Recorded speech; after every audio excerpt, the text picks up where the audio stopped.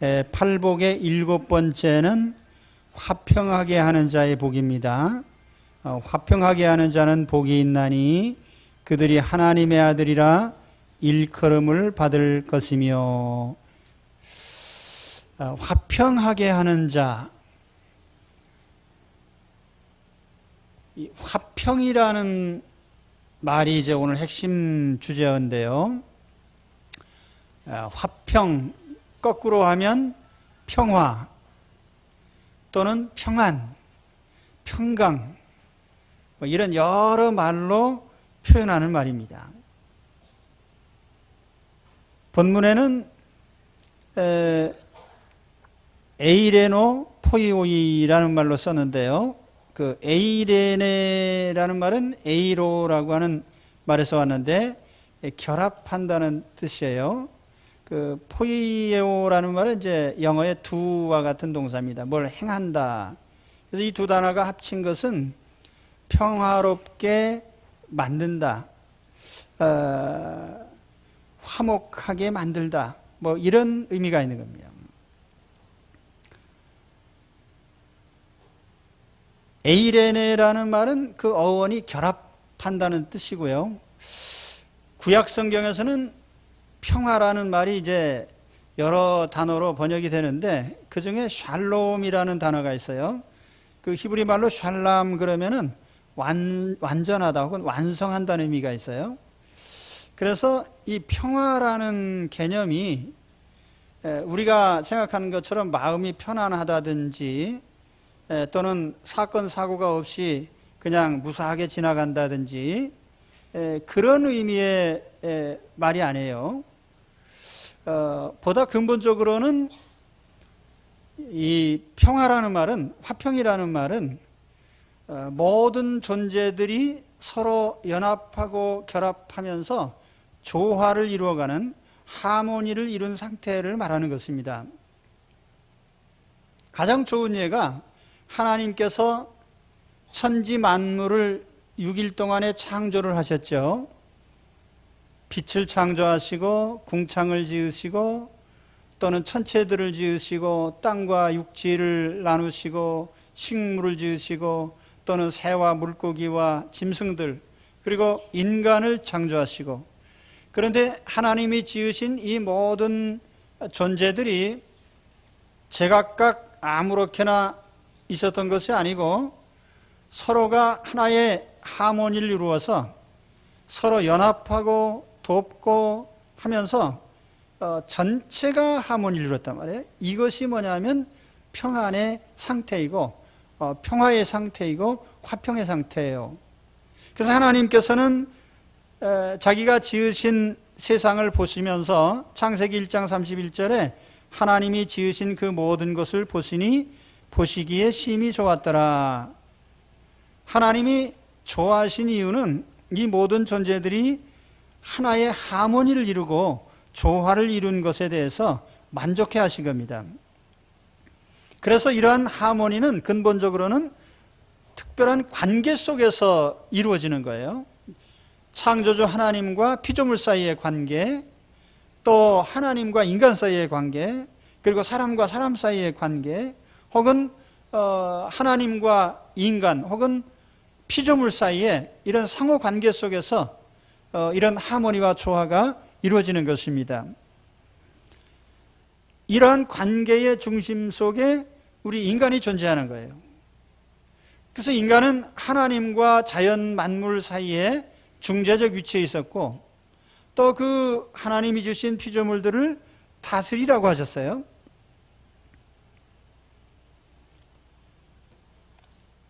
그래서 하나님은 자연물들에게는 자연 법칙을 주시고 인간에게는 하나님의 말씀의 계명을 주셔서 인간과 자연물과 하나님 사이에 이런 체계와 조화가 이루어지도록 그렇게 하셨습니다. 이렇게 볼 때 우리가 화평하게 하는 자라고 하는 말이 단순하게 사람과 사람과 사이에서 싸움 말리는 자 정도는 아닌 거예요.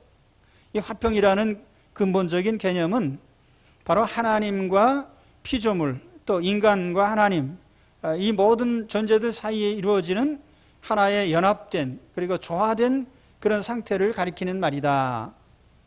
그래서 화평이라는 말은 상당히 신앙적이고 영적인 말입니다. 왜냐하면 하나님과 관계 속에서 이루어지는 것이기 때문에, 또 이것은 개인적인 내면의 문제가 아니라 어떻게 보면 관계 속에서, 인간과 인간 사이 속에서 서로 연합된 그런 관계 속에서 이루어지는 거예요. 나 혼자 아무리 편안하다 해도 소용없는 거죠.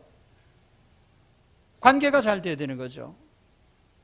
또 피조물들과 인간 사이에 어떤 긴장 상태가 있거나 갈등이 일어나면 안 되겠죠. 하나님은 인간에게 자연 만물을 다스리라고 하셨는데, 인간이 오히려 자연을 숭배하고 또 자연에게 재앙을 받고 그러면 안 되는 거죠. 그것은 인간이 그 피조물들과 사이에서 갈등을 일으킨 결과예요. 그러므로 오늘 화평하게 하는 자라는 이 말씀을 들으면서 우리는 보다 폭넓고 깊은 생각을 해야 됩니다. 평화라는 개념이 무엇이냐? 이것은 단순히 마음 편한 것이 아니다.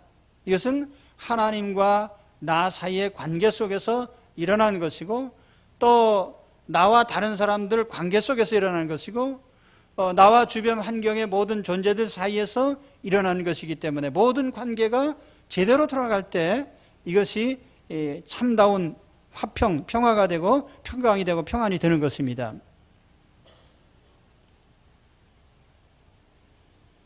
얘기가 좀 힘듭니까?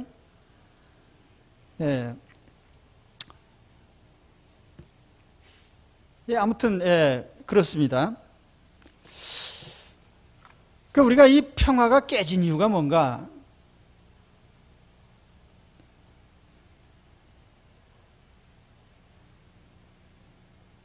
성경은 딱 한 가지 이유를 얘기를 해요. 하나님 앞에 우리의 인류의 시조이신 아담 어른께서 하나님을 등지고 하나님과 원수가 된, 다시 말하면 하나님 앞에 죄를 짓고 하나님과 갈라설 때에 모든 관계가 다 깨졌어요. 하나님과 인간 사이의 관계가 깨졌어요. 하나님도 아담을 쫓아내시고 아담은 하나님을 피하여 도망다니고 서로 원수가 됐죠. 인간과 인간 사이의 관계도 깨졌어요. 그래서 아담은 자기 아내를 원망하고, 또 아담의 장남인 가인은 자기 친동생을 돌로 쳐 죽었어요. 뿐만 아니라 인간과 자연 사이의 이 모든 관계도 깨졌습니다. 그래서 당연히 에덴 동산에서는 모든 사람들이 다 풍족하게 먹을 양식이 넘치고 그런 안정된 삶을 살았지만은, 이제는 땅이 산물을 제대로 내지 않기 때문에 얼굴에 땀이 흘러야 먹고 사는 고난이 시작이 됐어요. 또 이 자연 만물이 인간에게 좋은 거주의 조건을 제공하는 것이 아니고 오히려 때로는 큰 재앙이 되고 재난이 되는 이런 상황이 벌어진 것입니다. 그래서 성경적으로 말한다면은 근본적으로 평안이 깨진 것은 하나님과의 관계가 깨진 데서부터 왔다. 그 인간의 죄로 말미암아 하나님과 관계가 깨질 때에 모든 평안은 깨진 겁니다. 오늘 내 자신은 평안합니까? 100% 평안한 사람은 아무도 없을 겁니다. 그런데 특별히 내가 다른 사람보다 더 평안하지 못한다면 그 이유가 어디 있을까요? 이 성경 말씀대로 한다면은 하나님과의 관계가 깨졌을 때, 가장 근본적인 이유죠. 또 하나는 사람과 사람 사이의 관계가 깨졌을 때, 그리고 어쩐지 내가 살고 있는 주변 환경이 전부 나랑 안 맞는 것처럼, 내가 사는 환경과 내가 갈등을 일으키는데, 그때 우리는 당연히 평안이 깨지죠. 그렇기 때문에 만일 우리가 평안을 되찾겠다고 생각한다면 우리는 관계 회복을 해야 됩니다. 먼저 하나님과 나 사이의 관계를 회복해야 돼요.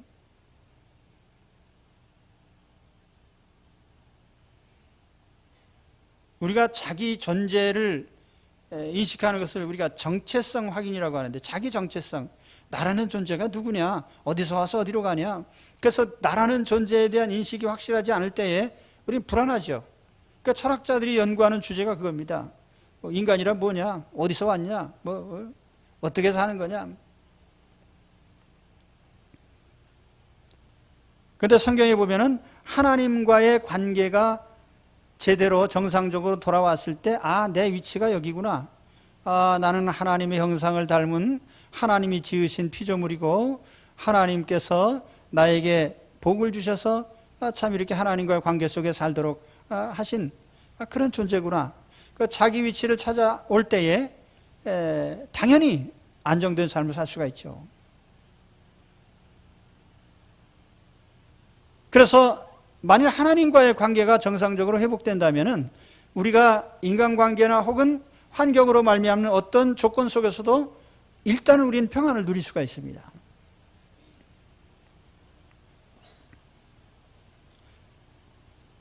많은 사람이 오해하는 것이 있는데, 그것이 뭐냐 하면, 내가 평안하지 못하는 것은 주변 환경 때문이다, 이렇게 단정하는 거예요. 예를 들면 나는 돈이 없어서 평안하지 못해.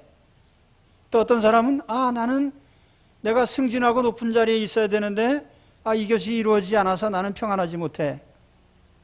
혹은 내가 원하는 어떤 목적이 이루어지지 않았기 때문에 나는 평안하지 못하다. 이런저런 생각들을 하는 거예요. 그 모든 원인을 내 자신에게서 찾지 않고 외부에게서 찾는 거예요. 외부에서. 너 때문이야, 너 때문이야.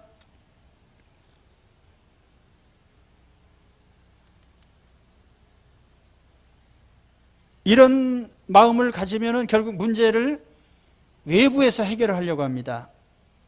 돈 없는 사람은 남의 돈이라도 빼앗고 훔치려고 하고요. 높은 지위를 탐내는 사람은 그 지위를 빼앗기 위해서 수술을 부리고요. 혹은 다른 사람의 지위를 빼앗기 위해서 여러 가지 술수를 쓰기도 합니다. 그 결과는 여전히 평안하지 못하고 오히려 더 큰 불안으로 빠져들게 돼 있어요. 그래서 오늘 정말 평안을 찾고 싶다면 먼저 하나님과의 관계를 회복하시기 바랍니다. 그것이 오늘 말씀 속에 담긴 첫 번째 깊은 의미예요.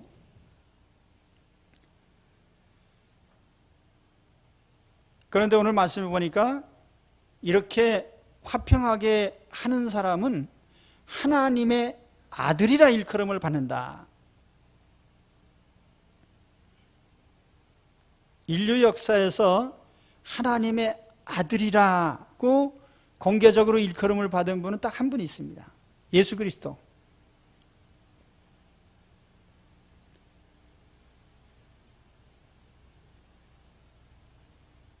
아담 이후로 모든 인류가 다 하나님과 원수된 상태에 있었어요. 저주 아래 있고 마침내는 지옥에 떨어질 수밖에 없는 존재였습니다. 그런데 예수님의 속죄로 말미암아 하나님과 완전히 이제 화해가 돼서 하나님의 자녀들이 됐죠.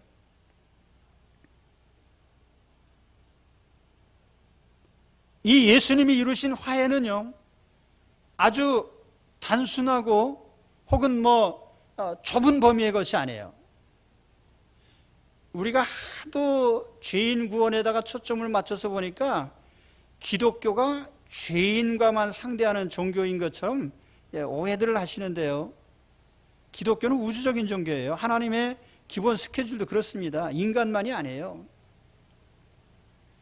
오히려 이렇게 만든 것은 교회의 책임이라고 생각합니다. 교회가 밤낮 죄인하고 하나님만 얘기를 하는 바람에 예수님이 죄인들하고 하나님만 관계하시는 분으로 그렇게 착각들 하시는데 그렇지 않아요.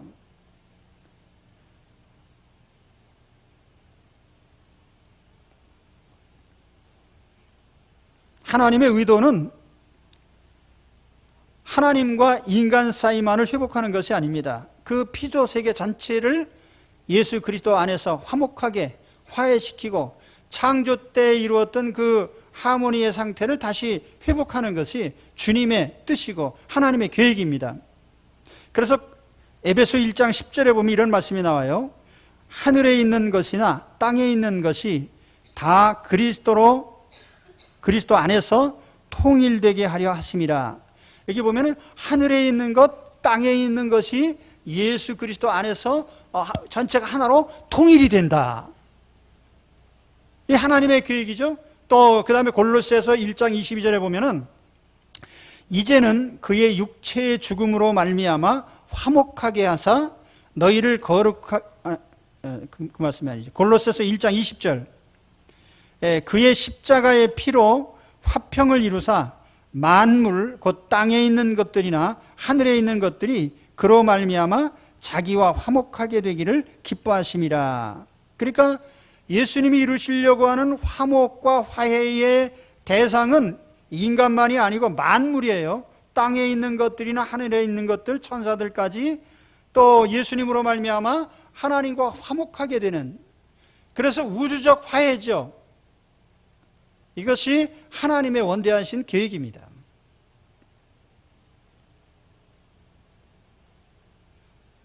이러한 하나님의 계획 속에서 본다면 인간과 인간 사이의 평화 역시 예수 그리스도의 속죄의 기반 위에 세워져야 됩니다.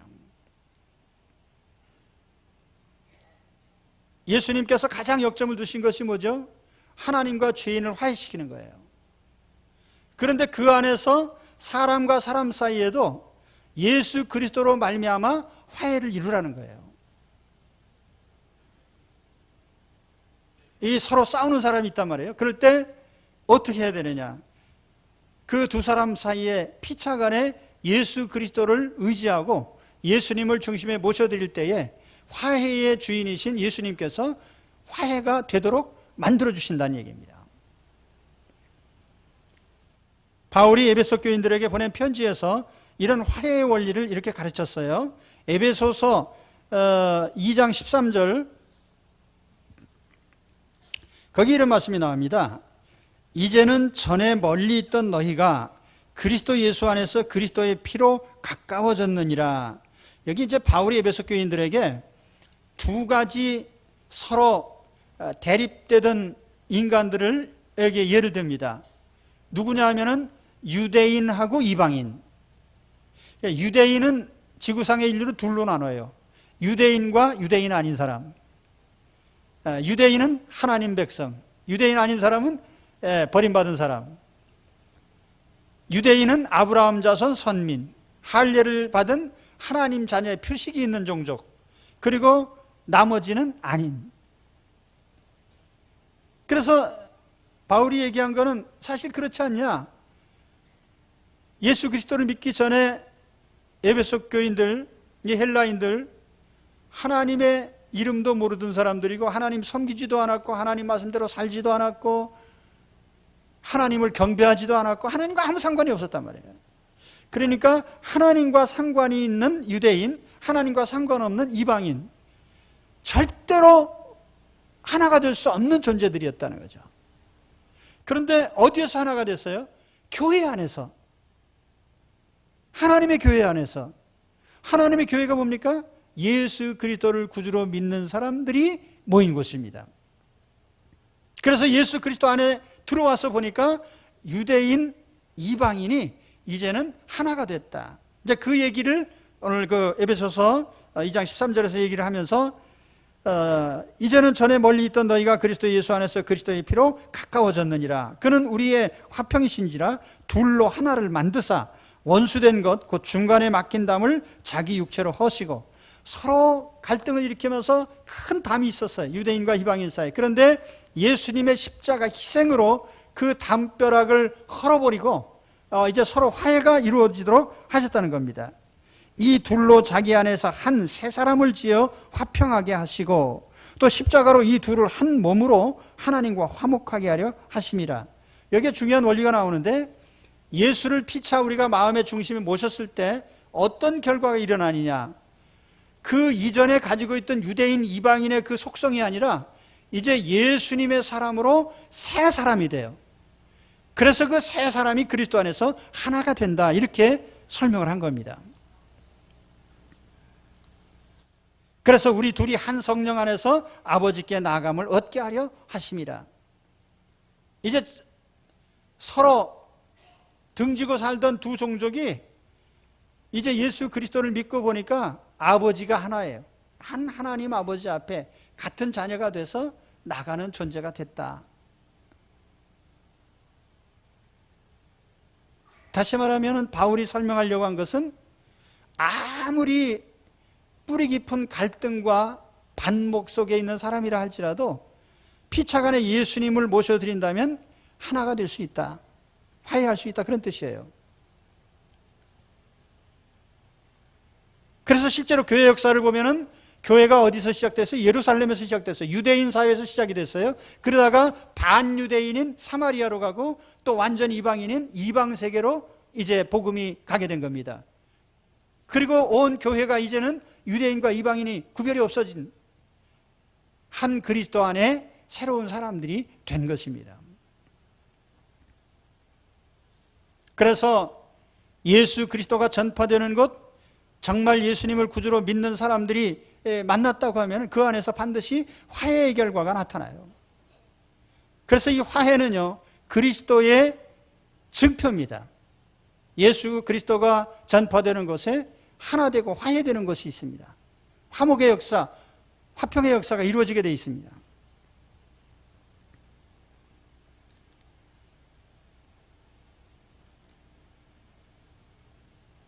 이 예수 그리스도 복음 안에 화해와 화평이 있다고 하는 것, 이게 참 중요한 말씀인데, 이 얘기를 하면 가끔 가다가 대드는 사람들이 있어요. 제가 길에서 전도하다가 아주 어떤 분이 상당히 식자예요, 식자. 많이 배운 사람이에요.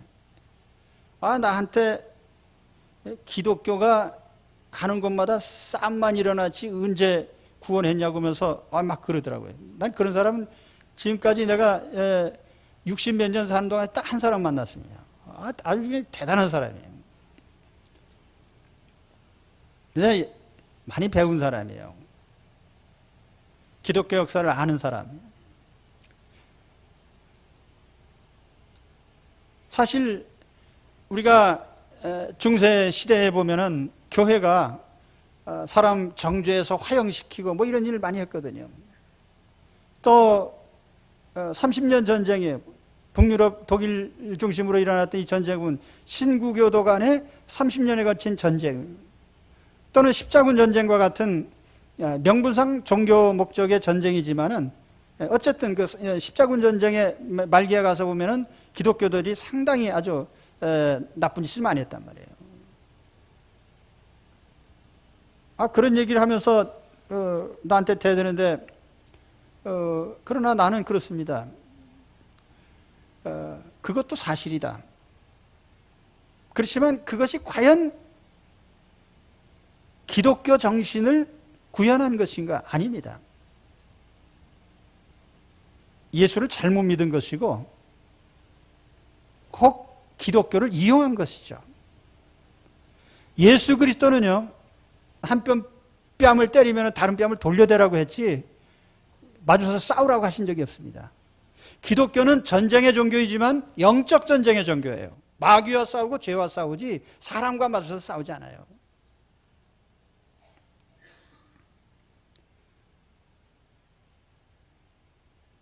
그래서 기독교 역사에서 일어났던 전쟁들을 보면 대개가 대개가 아니라 거의 100%예요. 정치적인 이유와 정치적인 목적. 그래서 종교를 항상 이용을 하는 거예요. 그래서 독일 같은 경우에도 제후들이 자기들의 어떤 신변의 안전이나 또는 뭐 자기들의 어떤 정치적인 목적을 이루기 위해서 또 전쟁을 하고요. 또 다른 한편에서는 교회의 권위나 또는 뭐 교권을 지키기 위해서 또 전쟁을 하고요. 예수님이 언제 그렇게 싸우라고 그랬어요? 영적으로 싸우라고 그랬죠.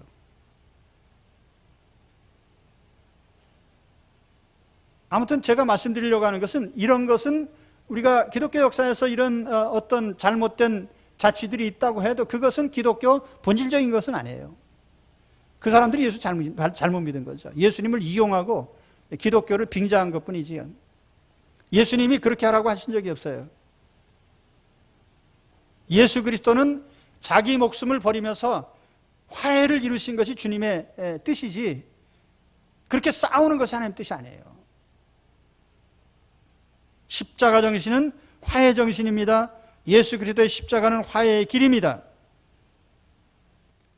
그래서 이렇게 화평하게 하신 분이 예수님이기 때문에 예수님은 하나님의 아들이십니다.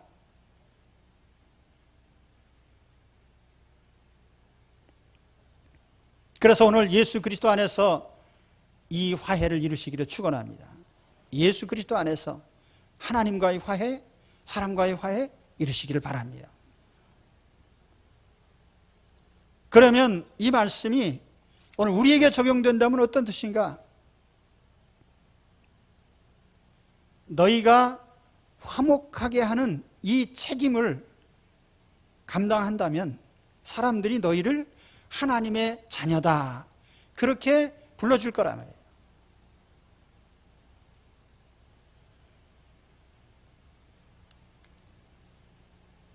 예수님께서 화해의 사도가 되신 것처럼 예수 믿는 오늘 우리도 화해의 사역자로 부름을 받았습니다. 그래서 우리는 누구나 다 화해를 이루는 사람들이 되어야 돼요. 화목을 이루는 사람, 화목을 위해 헌신하는 사람. 오늘 내가 들어가면 화해가 이루어지는 그런 사람이 되셔야 됩니다. 본문에 보면은 하나님의 아들이 되라든지 혹은 하나님의 아들임을 나타내라든지 이런 말씀을 하지 않으시고 수동태로 썼어요. 하나님의 아들이라 일컬음을 받으리라. 이 말은 남들이 인정해 준단 말이에요. 내가 나 하나님 자녀야 라고 얘기해서 하나님 자녀가 아니고 남들이 당신은 정말 하나님 아들이요, 하나님 자녀, 이렇게 인정을 해 준다는 거예요. 불러주고. 어떻게 해요? 단 한 가지 행동 때문에, 화해를 이루는 자가 됐기 때문에, 화평하게 만드는 자가 되었기 때문에 하나님 자녀라고 인정해 준다는 거예요. 모든 사람이.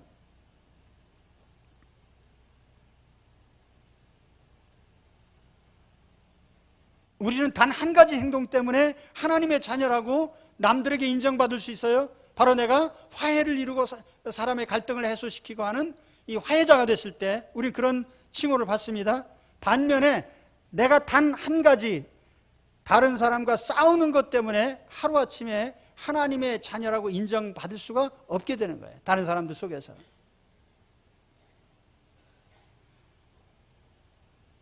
전도하느라고 애쓰시는데, 전도하느라고 애쓰다가 딱 한 번 이웃 사람하고 대판 싸우면요, 그 다음에 전도는 매우 힘들어집니다. 예.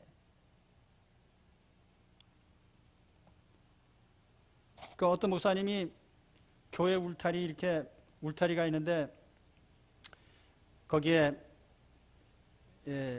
울타리 경계선이 있잖아요. 안 믿는 사람하고 이렇게 경계를 했는데, 안 믿는 사람이 경계선을 야금야금 이렇게 먹어 들어왔단 말이에요. 그 목사님 화가 나셔가지고 참다가 나중에 에이 그러고 가서 들었다 놨다 했단 말이에요. 그 이후에 어떻게 됐습니까? 이하동문이죠 뭐. 사나운 목사님 계신 교회.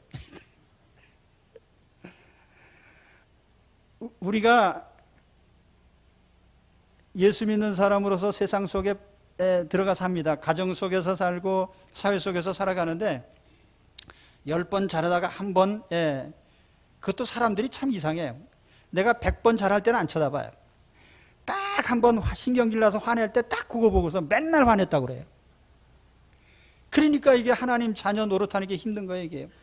예? 여러분, 하나님 자녀로 남들이 일컬어주는 그것이 쉬운 일이 아니에요. 그래서 그런 사람이 복된 사람이란 말이죠. 우리 교회도 그렇지만은 우리가 매주 나가서 또 어깨띠 두르고 전도합니다. 교회 다니세요, 예수 믿으세요. 그런데 가만히 보면 성당에서는 그렇게 안 해요. 또 불교에서도 그렇게 안 해요. 그래도 신도수가 줄어들지 않습니다. 맨날 우리는 어깨띠 메고 나가서 그냥 열심히 하는데 우리 자꾸 줄어들어요. 가만히 있으면 50점이네요. 우리가 욕먹는 짓 한 번 하면은 그만큼씩 복음의 문이 닫히는 겁니다.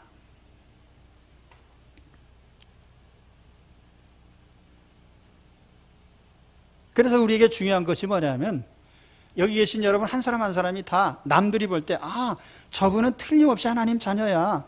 저분은 정말 가만히 보니까 저분이 사시는 것이 하나님 자녀가 틀림없어. 왜냐하면 그 사람이 가는 곳엔 항상 화해가 이루어져요. 화해. 사람과 사람 사이에 그래서 서로 갈등이 있는 것을 아무개만 불러오면 돼. 그래서 그 사람이 오면은 화해가 이루어져요. 근데 또 반대로 화목을 항상 깨는 사람이 있어요. 그래서 제가 이 말씀을 뒤집어서 이렇게 만들었습니다.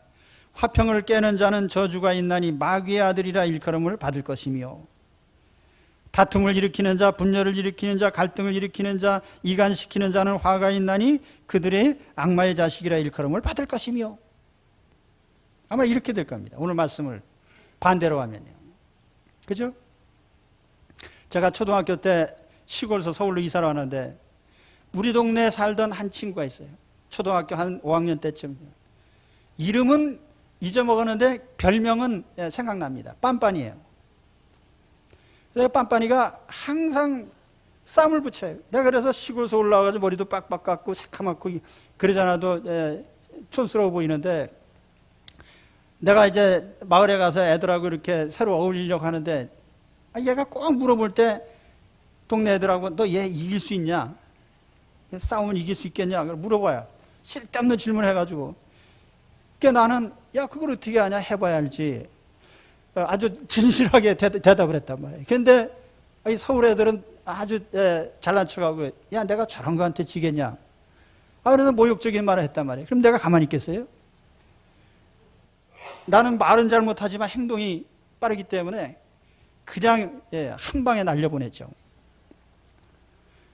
시골 애들은요 노동을 했기 때문에 힘이 셉니다. 서울 애들은 일을 안 해가지고 힘이 없거든요. 내가 다 아는데 근데 가만히 보니까 그 빤빤이 때문에 항상 싸우는 거야.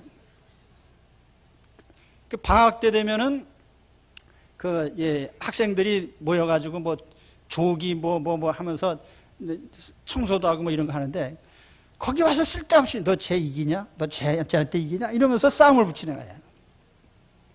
근데 우리 다 큰 어른들도 그래요.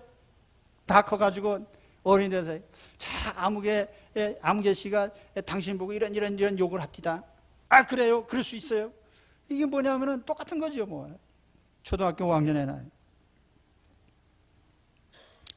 그래서 우리는 화해를 이루는 사람이다. 화해, 평화.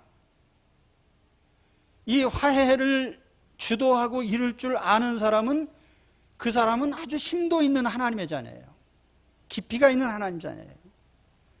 그런 사람은 남들이 저 사람은 진짜 예수 믿는 사람이야. 저 사람은 진짜 하나님 자녀야. 이렇게 된다니까요. 그래서 오늘 이런 화해의 사도들이 되시기를 축원합니다. 다른 증표도 좋지만 그런데 내가 가만히 보니까 이 팔복 가운데 복이 점점 심도가 깊어집니다. 이게 팔복 뒤로 갈수록. 그런데 여기에 인간관계에서요 화해를 이룬다는 것은 보통 일이 아니거든요. 예수님은 화해를 이루시려고 자기 목숨을 버렸단 말이에요. 이게 비싼 대가가 지불이 되는 거예요. 화해를 이루려고 하다 보면은 오해도 사고 여러 가지 힘든 과정이 있어요. 그래서 이 싸움 말리다 말고요. 에이 될 대로 되라. 이렇게 하기도 하거든요. 그런데 우리가 끝까지 화해를 시킨다는 건 굉장히 이건 중요한 일이야 말이에요. 사명을 가지고 가셔야 돼요. 그래서 다른 사람들이 갈등만 있다면 나를 초청을 해요. 오셔서 우리 가운데 같이 있으면 문제가 해결될 것 같습니다. 집사님 우리 멤버가 되셔서 우리 가운데 있으면 화목하게 될 거예요. 그래서 내가 그 화해의 사도로 사방에서 초대를 받는 그런 여러분들이 되시길 축원합니다. 그것이 우리에게 축복이에요. 왜냐하면 이 세상에 화평하게 사는 것보다 더 큰 축복이 어디 있겠어요? 이 사람이 정말 하나님의 자녀입니다. 오늘 주 안에서 정말 화해의 사도들이 되시기 바랍니다. 화해의 사도. 평화를 이루는 사람.